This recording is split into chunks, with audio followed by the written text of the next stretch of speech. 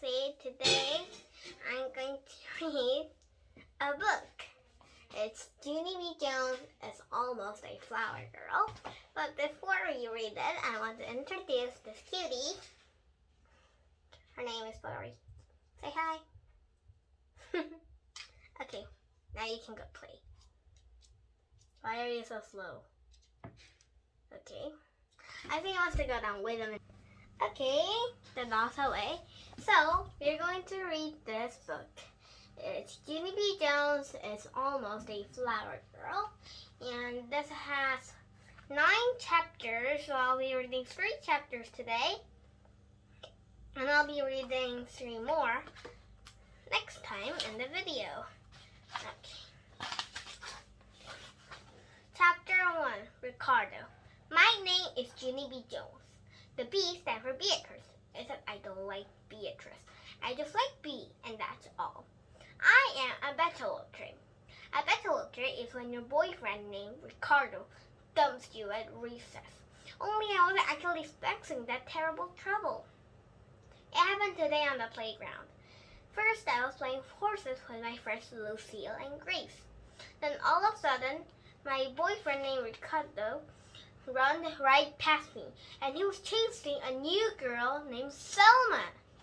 It's a picture of Junie B looking really surprised and Ricardo chasing Selma. And this was like Lucille and Grace, and they're playing horses.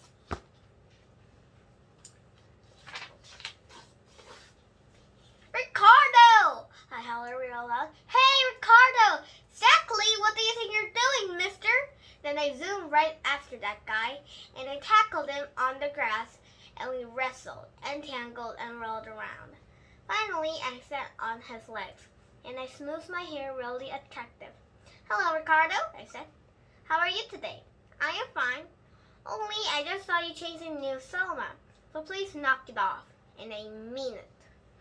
Ricardo raised his eyebrows very surprised. Why? How come? I sucked in my cheeks at that guy. Because, Ricardo, because I am your girlfriend and you are my boyfriend. And girlfriends and boyfriends are only allowed to chase each other. That's how come. Ricardo kept on looking at me. I shrugged my shoulders. Sorry, those are just the rules, I explained. Ricardo's face turned very glum. But I like chasing new Selma, he said, kind of whining. It's fun. I patted his arm, very understanding. Yes, well, I don't make the rules, Rick. I just enforce them, I said, after I got off his legs and I sat in the grass next to him. Ricardo didn't talk for a long time. Then finally he stood up and he shook my hand really nice. Junie B, it has been fun being your boyfriend, he said, but I think it's time we start chasing other people. After that, he waved goodbye and he ran off to chase new Selma again. My eyes got big and wide at him. No, Ricardo! I shouted, no, come back! And Ricardo kept on running. I felt weakish and sickish inside. I slumped back down in the grass. Sorry. Only too bad for me because just then the bell rang for the end of recess and all the children started running to the building. But not me. I kept on sitting at the grass. My teacher called my name. Her name is Mrs. She's another name too, but I just like Mrs. and that's all. Finally, Mrs. came out to get me. Junie B, honey, she said, why aren't you coming in? Sorry, it's an alarm. What's the trouble? I looked real depressed. Ricardo, I said real sad. Ricardo is the trouble. After tears came in my eyes, and my nose started to run very fast. Mrs. closed her eyes. Oh no, not boy problem, she said. Not already. After that, she gave me a tissue, and she stood me on my feet, and she walked with me to room 9. Chapter 2, Grinded. Mother had a day off from work. She met me at my bus stop. She was pushing my baby brother named Ollie in his garage. I ran and hugged her legs. Mother, I'm so glad to see you. I said, because today was the worstest day of my life. I did run through the milk, I tell you. Mother raised up her eyebrows, kind of confused. Oh, I think you mean the mill, Junie B, he said. Running through the mill, then you had a hard grinding day. I nodded my head. Yes, Mother, that's exactly what kind of day I had, because my boyfriend named Ricardo wants to chase other people, and that news grinded me right into the ground.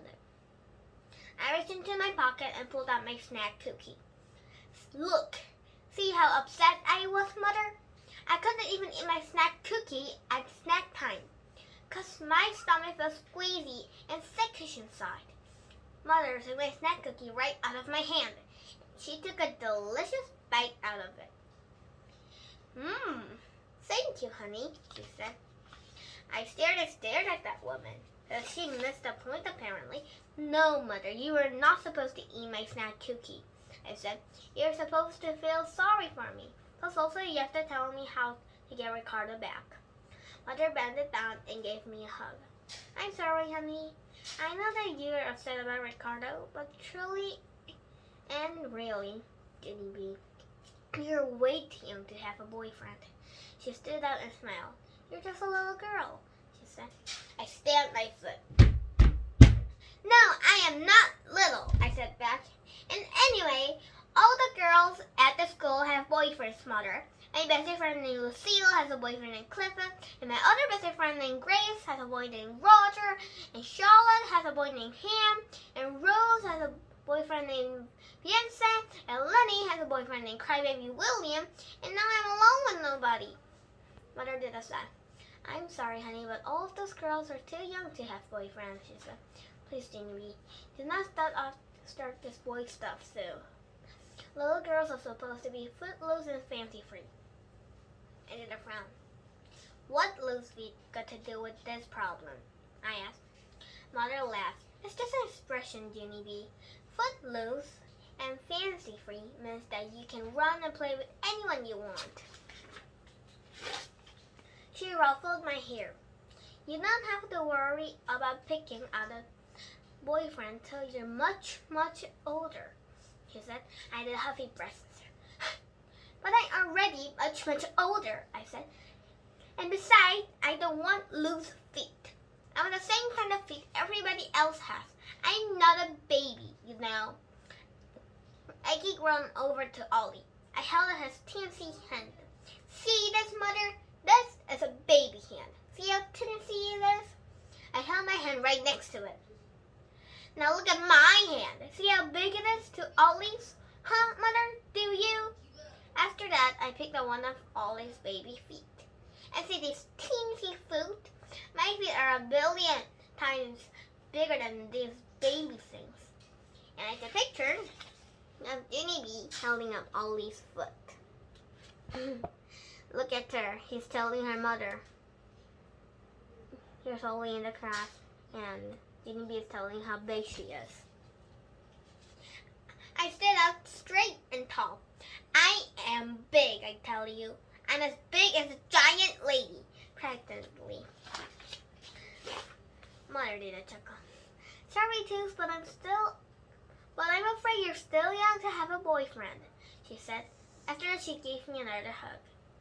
And she smoothed my hair, and she ate the rest of my snack cookie. Number 3, being a grown-up lady.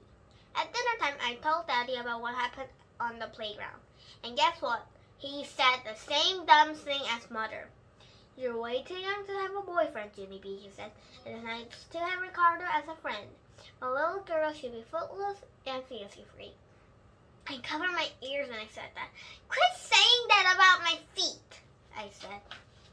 I don't want loose feet, I tell you. I have a grown-up feet, like Mother has.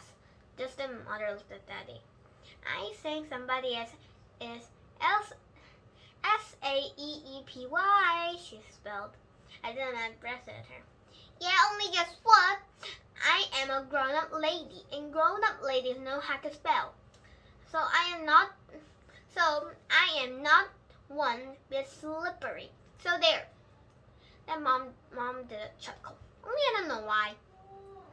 then she got me down from the table and she took me to the bathroom. She filled the tub for my bath. She put lots of bubbles in the water.